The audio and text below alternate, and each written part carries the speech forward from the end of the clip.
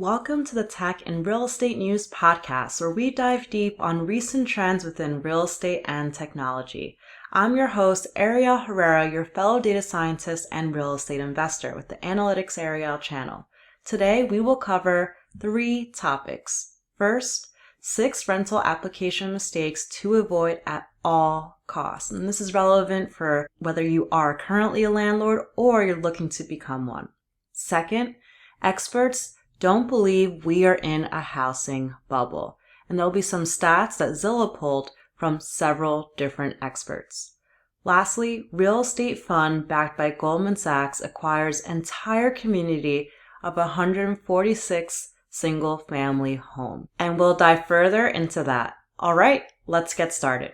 The first article comes from Bigger Pockets, and it discusses 6 rental application mistakes to avoid at all costs. And this is really important because being able to be a landlord and an investor, you need to make sure that you're following laws appropriately, especially if you're going to be managing properties yourself. Laws are completely different from state to state, but this is a good generalization of what you need to look for to follow. First, discriminatory rental applications. The Fair Housing Act makes it illegal for landlords to refuse housing to anyone based on race, color, nationality, gender, religion, age, disability, or familial status. So for example, you can't have on a replication, this rental property is close to downtown. It is perfect for 2 young couples that don't have any kids. That sounds nice, but you're basically insinuating that people with families should not be applying, and that is illegal.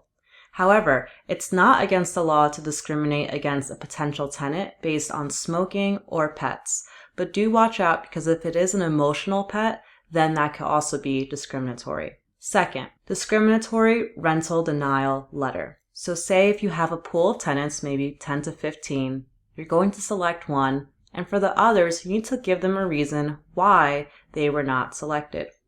So it's not a mistake in the rental application process to disqualify a tenant based on their income, references, or credit report.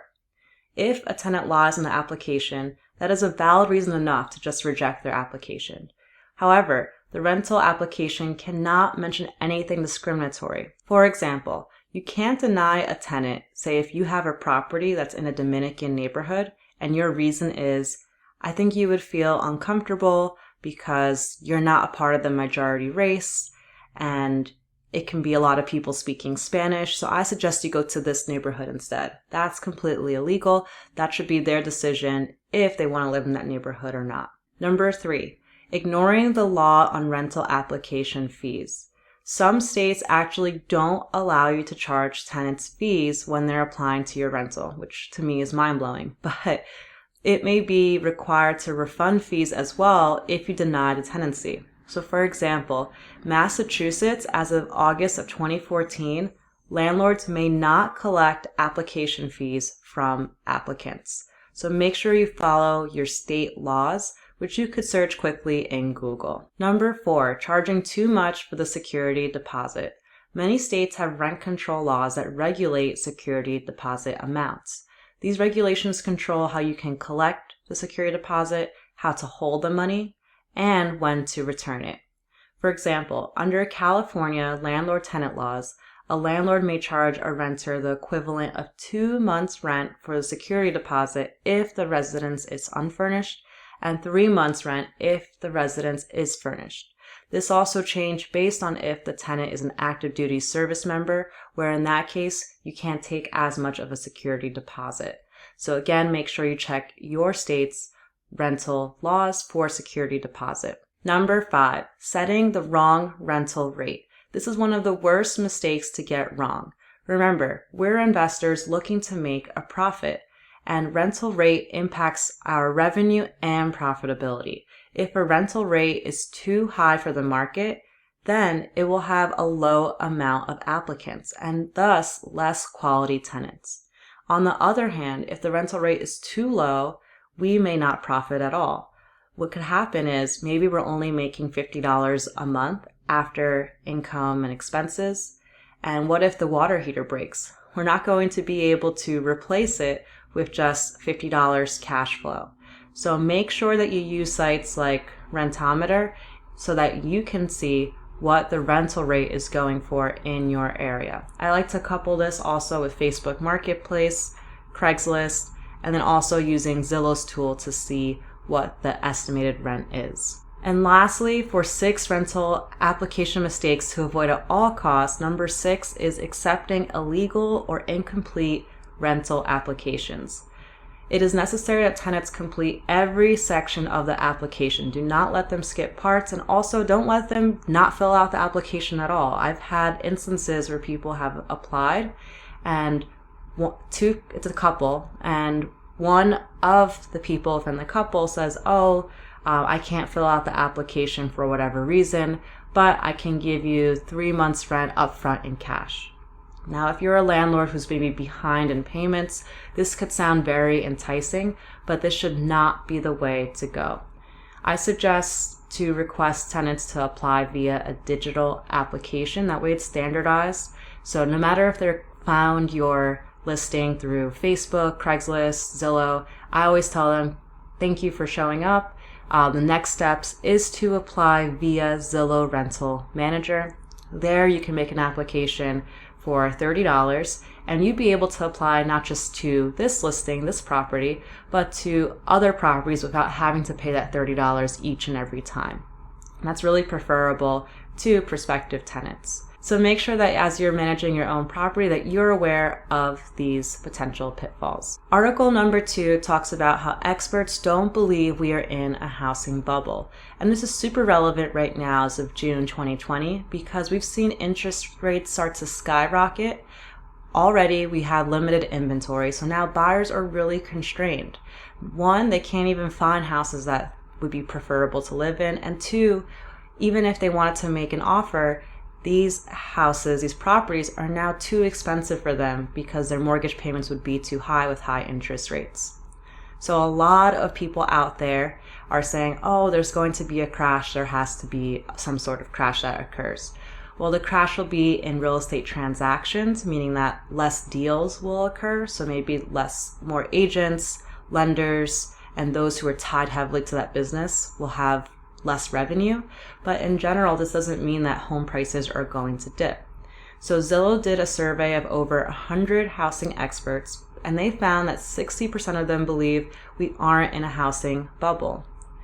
Further, the panel of experts also believe we will see a short recession by 2024, as well as continued home price growth throughout 2022. Due to strong demand. Remember, we have not that much inventory. We have a lot more people looking for homes than we have affordable housing available. And respondents forecasted that by the end of 2026, we should see housing as a whole across the United States rise 26% from 2022, which would be surpassing the typical 3% every year. And the value of homes owned by owner-occupants hit a new high of just under $40 trillion in Q1 of 2022. And why does this matter? Why does it matter what the cumulative amount of owner-occupied, how much equity they have in their home? Well, in our previous recession, back in 2008, people were underwater, so they owed more on the house than the house was worth. We do not have that issue now. People are swimming in equity, even though they can't really do anything with it now because you can't refinance since you'll likely go into a worse interest rate. But we should see a lot less foreclosures than we did in the past. And if those people are falling on hard times, they can pull some equity in their home to make things right. Overall, I found this article super interesting. And it goes to show that we can't just rely on headlines of crash, crash, crash. I've been seeing that for the last 5 years, and we haven't had a pricing crash since. So it's really important to look at the data itself, and particularly for your market. Something can be going on in the United States as a whole, but if you're in a particular market that had a lot of growth that was mainly because of COVID and some temporary shifts, then yes, a pricing decrease could likely come. So definitely look out for that. The last article here is about Fundrise teaming up with Goldman Sachs to acquire an entire community of 146 single-family homes in Jacksonville, Florida. As a background, Jacksonville, Florida is on the East Coast, on the upper right-hand side of Florida State. Over the last year, it's had 25% increase in single-family home prices. Fundrise is a site that allows non-accredited investors or retail investors to get started in owning a fractional ownership of a property for just $10. And this property was acquired for about $55 million. And of these properties, 90% of them are already occupied. So there's already tenants inside of these properties, and now their landlord is going to be Fundrise. So you may be thinking, is this good or is this bad? Well, from a landlord perspective, if we are looking to acquire single family homes, it shows that we still have a lot of competition with hedge funds and other startups. Second, it also shows that fractional ownership in properties is something that's going to probably be sticking around for some time. And lastly, this still does make it pretty difficult for someone who's a new homeowner because they're competing against these types of firms that are acquiring these properties massively. To be able to acquire a whole entire community, not a bunch of properties scattered around, but a whole community, is pretty significant here. I plan to pivot my strategy a bit to look at small multifamily homes, so between 2 and 4 units, so that I don't have as much competition against a lot of these larger companies. So definitely be on the lookout in your market who is acquiring properties and at what scale. So some upcoming content, I'm actually syncing with someone on Fiverr to help get my real estate investing analysis tool live. And as a quick preview, I've actually had this done for some time, but I haven't published it. The idea is you could pop in a single address and right away get information on what cash you need to close, what your monthly cash flow would be, what your cash on cash return would be as well. You'd be able to quickly use the sliders on the left-hand side to adjust, say, the property price or the rent estimate to see how that would change your cash on cash return. And I've used Fiverr before. If you're not aware, it's basically a site that connects you to independent developers. You could bring them your project and then they can help you bring it to life. So hopefully I'll be able to have this tool up and running definitely this summer, but hoping for July. And for weekend plans, I was out the last 2 weekends in New Jersey, spending some time with friends and family up there. But this weekend, I'm back in Tampa. I'm ready to nerd out, get some real estate analysis done, look at some data, and super excited about that. Hope you enjoy your weekend. If you haven't already, please join the Facebook group, as I will be releasing my tool there first. And if you're a part of the Facebook group, you'll get first access as well. You'll also get the articles that are talked about in these videos sooner. Thanks so much.